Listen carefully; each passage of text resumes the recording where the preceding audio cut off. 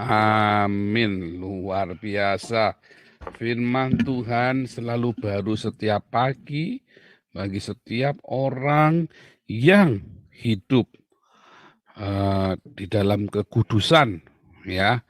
Karena kekudusan itu adalah salah satu yang menyebabkan urapan itu bocor dalam hidupmu. Ketika kita capek mengumpulkan minyak itu supaya kita menjadi darah yang bijak, ya 5 gadis yang bijak, bukan jadi 5 gadis yang bodoh, ya maka minyak urapan itu harus dikumpulkan. Tapi ketidakkudusan membuat minyak itu bocor, hilang, ya. Makanya kita belajar tentang kekudusan, ya. Luar biasa ketika kita masuk di dalam membaca kitab Ibrani, itu adalah kitab imamat di dalam perjanjian baru. Ya, kalau tadi kita lihat semua dari Ibrani itu adalah tentang imamat, ya. Imamat yang dalam perspektif Yesus Kristus. Nah, tadi kita membaca tentang Amnon dan Tamar. Bagaimana si Amnon ini menodai adik tirinya dan membuat dan itu mencemari ya namanya ya. Wah, itu luar biasa sekali. Apa yang ditabur oleh Daud ya, itu menjadi mulai dia tuai. Sebetulnya dalam beberapa hal, dalam beberapa kesalahan kita tidak perlu menuai apa yang kita tabur, kecuali kuncinya itu dibuka. Ya, misalnya begini yang saya maksud. Kalau Anda kalau Anda menabur padi, kan padi itu kadang-kadang tumbuh, kadang-kadang enggak selalu tumbuh kan. Anda tabur misalnya 100 gram gitu, maka mungkin 20% mati. Mengapa bisa kita enggak, dan kadang-kadang yang 100 gram itu tumbuh ya jadi satu are begitu kan. Jadi satu are, kemudian satu are itu bisa nggak panen. Artinya kita menabur tapi kita nggak menuai. Bisa terjadi seperti itu, ya kan? Nah, yang kedua, kalau ya ada rumput, bisa itu tiba-tiba mati, atau ilalang itu, atau buah-buah yang buruk, semak-semak belukar yang buruk, mungkin itu nggak sengaja dituai oleh burung, tapi bisa nggak tumbuh. Ada kalanya kita menabur yang baik, tetapi tidak menuai yang baik. Ada kalanya kita menabur yang buruk secara tidak sengaja dan itu tidak tumbuh. Tuhan tidak izinkan itu tumbuh dan bahkan kita tidak perlu menuainya. Ya, itu fakta yang pertama. Ya, itu fakta yang pertama. Sebentar ya, saya harus pakai gambar. Ya, saya pakai gambar ya, biar bagus ya. Itu menarik sekali ya. Anda cerita fakta itu, fakta dalam kehidupan, Anda akan menarik sekali bahwa itu terjadi. Ya, kalau Anda bentar, saya mendingan pakai gambar aja biar bagus ya. Sebentar.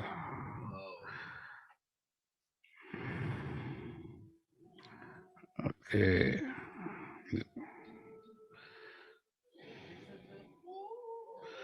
Bentar ya, saya kasih gambar.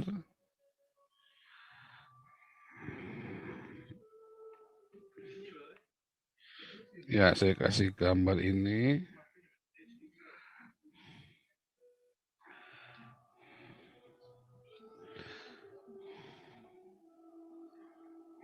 Bentar ya. Ya, Anda lihat di layar ya. Satu, fakta.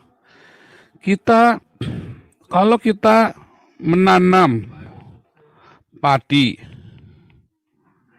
ya, ketika kita menanam padi, selalu ada ilalang tumbuh. Ada ilalang tumbuh bersamanya. Selalu ya. Anda mau nanam padi selalu, mau di greenhouse sekalipun bisa, tapi tiba-tiba ada entah gimana tuh, entah di mana bisa ada yang tumbuh. Walaupun cuma satu juga tetap ada ilalang yang tumbuh.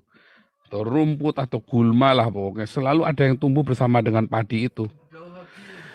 Tetapi kalau Anda, nah, fakta yang, fakta yang kedua. Tapi kalau Anda menanam ilalang, ya, belum tentu ada padi yang tumbuh loh. Ya, belum tentu ada padi tumbuh. Ya kan? Padahal siapa menabur, dia menuai. Kita nggak mau nabur ilalang, tapi kita bisa nuai ilalang loh. Ya. Nah, kalau Anda menabur kebaikan, tapi ada keburukan yang kita tuai, bahkan mungkin yang baik itu nggak kita tuai, itu namanya sial, apes. Ada apa? Apa yang menghalangi? Ya, ada kutuk di situ. Cerita kutuk ya, harus pelepasan. Oh enggak, pelepasannya enggak begitu. Siapa yang ngajarin pelepasan? Gundul bayang. Kan saya nggak menghina ya, tapi saya dulu diajari begitu, enggak karu-karuan. Sehingga saya berharap sekali datang banyak pendoa untuk pelepasan nggak lepas-lepas. Ya kan? Malah tambah ruwet pikirannya, malah satu ngomong ini, satu itu kan ada tuh lukisannya, ada gambar naga. Sana, wah enggak karu-karu dipermainkan akhirnya. Jangan ya. Anda jangan mau dipermainkan begitu. Tapi kita fakta itu ada kutuk di situ. Mengapa bisa ada kutuk? Nah itu kita mau cerita tadi ya. Satu itu kita menanam padi, ilalang bisa tumbuh. Kita nanam pun belum tentu panen, malah panennya ilalang. Tetapi kadangkala Anda nanam ilalang, ya, kalau misalnya Anda nanam ilalang, padi itu juga nggak tumbuh. Ya kan, kalau yang jelek ya tetap jelek. Ya, ini namanya memang wajar. Anda menabur jelek ya pasti nuai. Anda yang main-main narkoba, terus Anda yang suka menabur kemarahan, Anda yang maksudnya yang suka ngoceh-ngocehin orang, Anda yang suka ngerasani orang, Anda yang suka menghina orang, Anda yang suka mencelakai orang, Anda pasti akan menuai. Anda yang suka bohong, Anda menuai yang jelek. Ya. Nah, itu fakta, ya. Jadi yang ketiga, kalau Anda ya eh,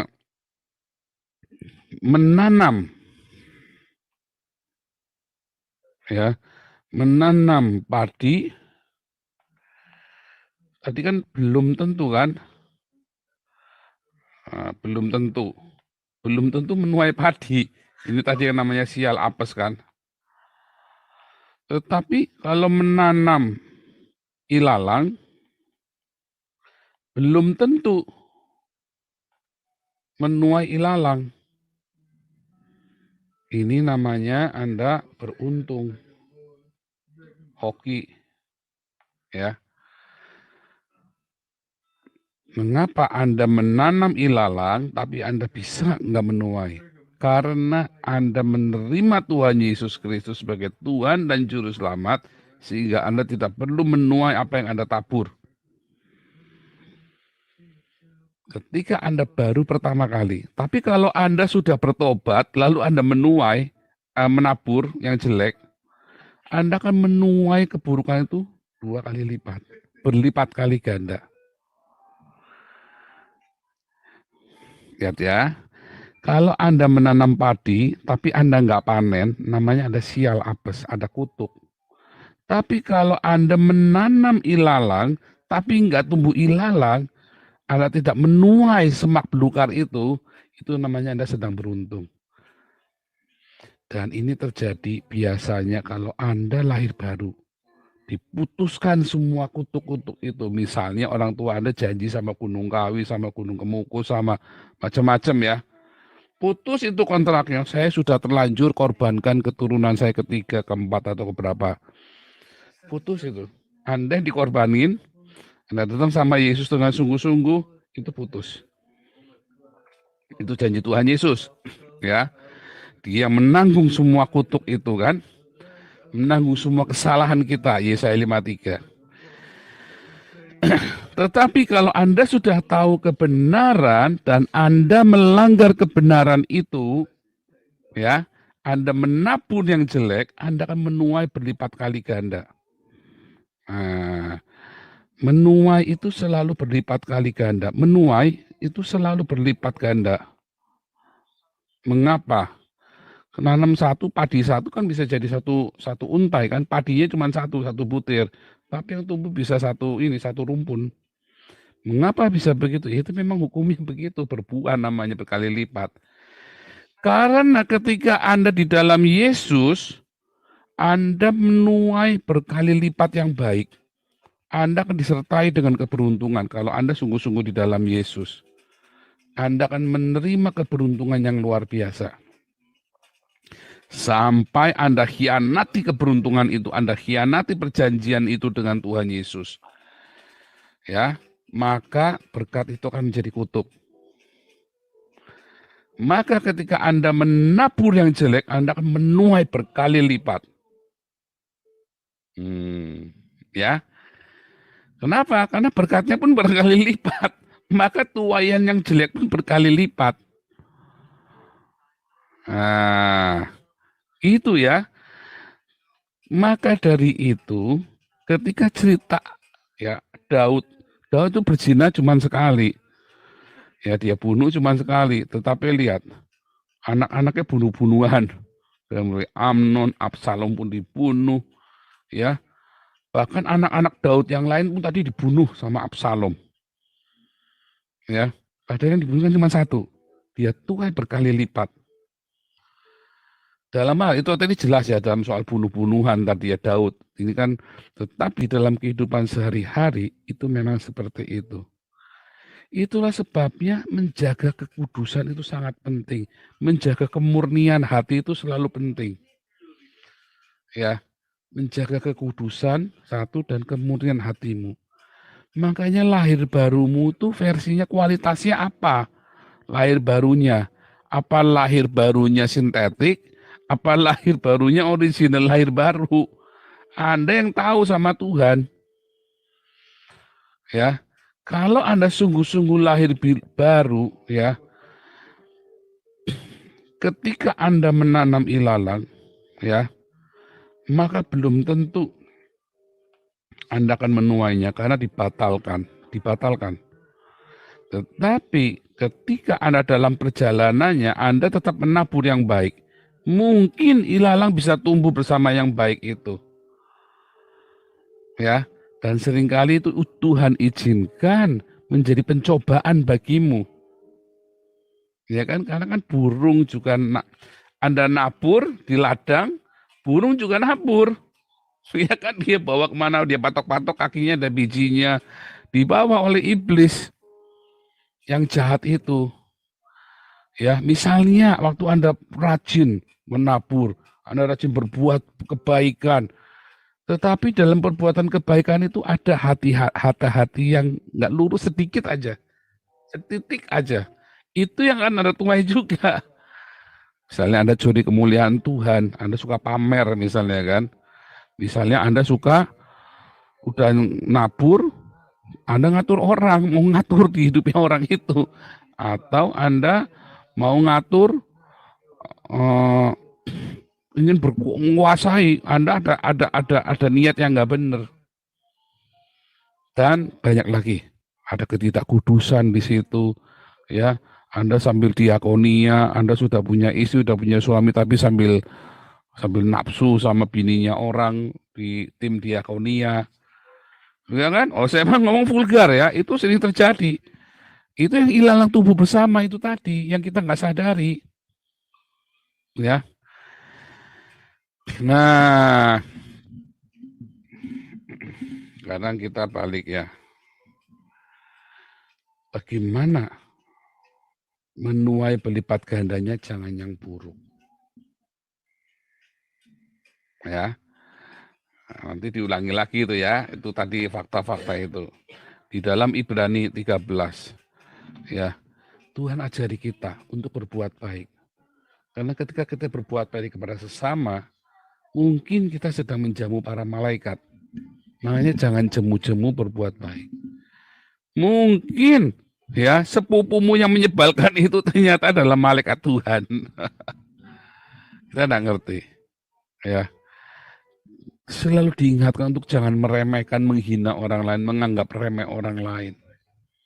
Ya, orang-orang membantu rumah tangganya orang lain atau pembantu rumah tanggamu. Satu pertanyaan ya, Anda mau berusaha, oh kita semua ini sama di dalam Tuhan. Pembantu Anda makan satu meja dengan Anda enggak? Sepele ya, sepele ya. Oh kita ini sama di dalam Tuhan, saudara di dalam Tuhan. Pembantu Anda makan satu meja dengan Anda atau makan di dapur yang kelam dan gersang seperti Cinderella? Nah, itu pertanyaan sepele ya. Itu Anda jawab sendiri, ya silakan bersikap bijaksana sendiri. Jujurlah sama diri sendiri. Ya. Nah, saudara ketika Anda menjaga hatimu ya dengan ketulusan hati, dengan kemurnian hati yang jujur. Nanti Anda juga membersihkan dari ilalang-ilalang yang harusnya nggak tabur itu. Ya. Yang ketiga, ya. Yang pertama tadi berbuat kebaikan, dua ketulusan hatimu, ya kan? Kejujuran hati kita. Yang ketiga, ya, hormatilah pernikahanmu, jagalah kekudusan. Hawa nafsu yang kamu tabur di dalam pernikahanmu, seks yang tidak kudus dalam pernikahan, ya fantasi-fantasi yang tidak kudus. Nanti di kelas apostolik diajari fantasi yang kudus di dalam seks yang sesuai dengan Alkitab. Oh saya pengen imajinasinya pengen itu ada ya, saya orang konseling sama saya, kasihan ya, dipaksa dia disuruh nonton suaminya berhubungan seks dengan orang lain, persis si Ustadz Heri itu ya, ngeri ya, orang Kristen loh, aktivis gereja, banyak ya. Oh tapi kan saya sama istri saya, iya itu nggak kudus. Atau Anda trisam, atau Anda seks anal, atau Anda melakukan hal itu fantasi-fantasi yang tidak kudus. Nah hati-hati dengan fantasi seksual Anda. Karena itu tidak berkenan sama Tuhan. Jangan Anda menodai pernikahanmu. Jangan cemarkan, jangan ajak wanita lain atau pria lain di tempat tidurmu. Ya, sekalipun Anda nggak bermaksud mau berhubungan seks dengan dia, tapi kan pikiran Anda jorok. Ketika saya pergi ke luar negeri, ya suatu ketika, maka kami tinggal di rumah orang, lalu dia mau tidur bertiga. Ya, salah satu yang punya rumah ini, udah nggak apa-apa tidur sama saya bilang nggak boleh, saya bilang sama istri yang nggak boleh. Kita cari hotel atau kamu tidur sama teman yang perempuan yang lain sekalipun tempatnya nggak enak. Terutama kita bingung kan, nggak boleh, jangan. Walaupun kepepet tapi nggak jangan, karena itu bertiga, satu ranjang. Artinya bisa beda. Mau orang bule, mau orang Asia, itu artinya sama, beda. Ya, artinya berbeda ketika kita duduk rame-rame di camping, nah itu rame-rame begitu, nah itu beda. Tapi itu satu ranjang terus kamu tidur bertiga, laki-laki perempuan laki-laki. Ya kan? Suatu malam tidak sengaja kakinya nempel kakimu, bro ya. Itu nanti pikirnya jadi jorok. Nah itu nanti jadi nggak benar, nanti akan menodai pelayanan kita jadi nggak benar. Anda yang suka pergi keluar kota ya, pelayanan bareng-bareng. Kalau nggak kuat ya waktu itu jangan, lebih baik jangan. Ya, oh kita satu ranjang bertiga sama ini. Jangan.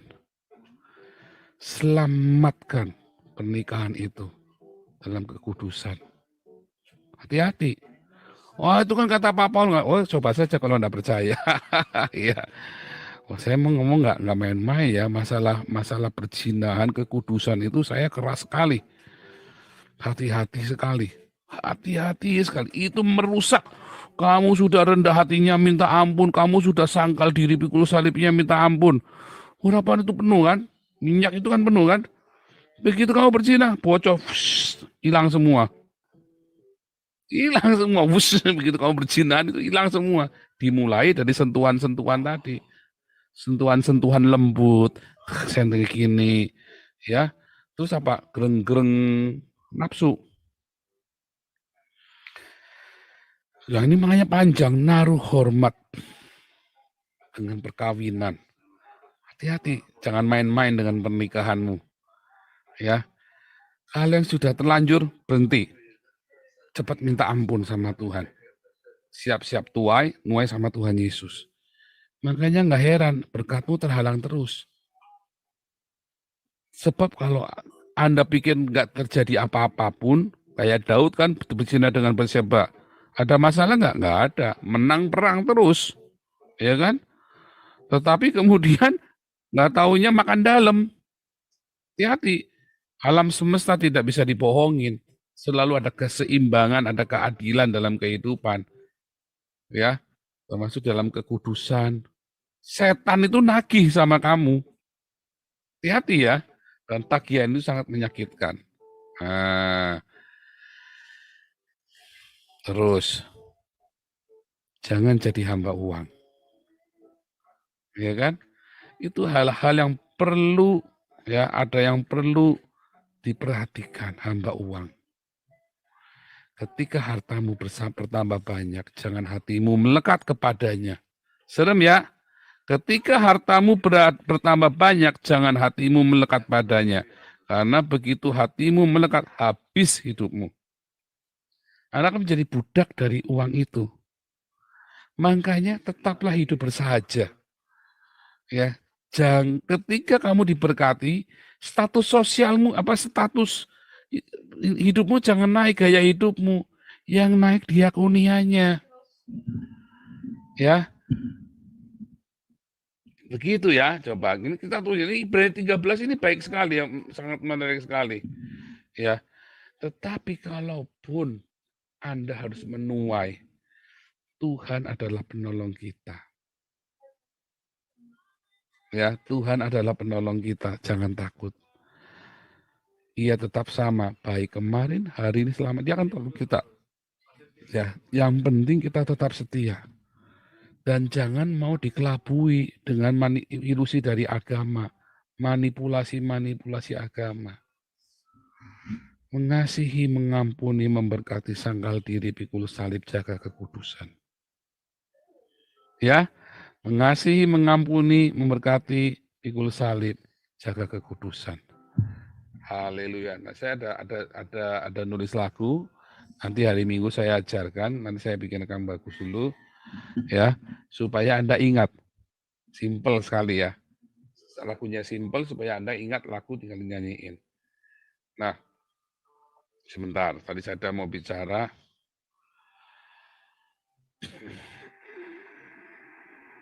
Sebentar ya.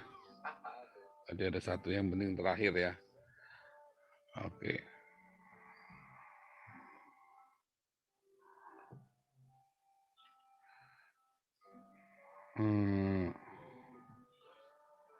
Oh ya, ini ya, yang 7 nih ya. Ingatlah kan pemimpin-pemimpinmu yang telah menyampaikan firman kepadamu, perhatikan akhir hidup mereka dan contohlah iman mereka. Orang tua, hamba Tuhan harus berkata, jadilah, teladanilah aku, seperti aku meneladani Kristus. Sampai setia sampai akhir. Supaya anak-anak muda jangan kecewa. Supaya jemaat jangan sedih. Anak saya pernah nanya, mungkin nggak Pak, nggak jatuh. Saya bilang, mungkin nggak. Papamu jatuh. Tapi ada nggak? Ada. Di Alkitab ada yang nggak jatuh? Ada. Ishak nggak jatuh. Ya kan? Samuel nggak jatuh. Ya kan? Siapa nggak jatuh lagi? Banyak. Deborah nggak jatuh. Yosua nggak jatuh. Elisa nggak jatuh. Yohanes Pembaptis nggak jatuh. Para rasul, ya, setelah mereka terima Roh Kudus, mereka nggak pernah jatuh. Jadi nggak ada alasan buat, aduh saya kan lemah Pak. Jangan coba sekali. Saya dulu goblok ya. Saya berpikir, kalau jatuh kan Tuhan tolong begini-begini. Itu tadi mencoba. Akhirnya saya jatuh nggak keluar-keluar. Untung saya kemudian cepat sadar. 4 tahun saya ngeri ya. Nah itu terserah Anda ya. Tetapi jangan kecewakan hati anak-anakmu, jemaat yang kau pimpin, komunitas yang kau pimpin. Teladanilah aku seperti aku meneladani Kristus setia sampai akhir. Tuhan Yesus memberkati. Haleluya. Haleluya.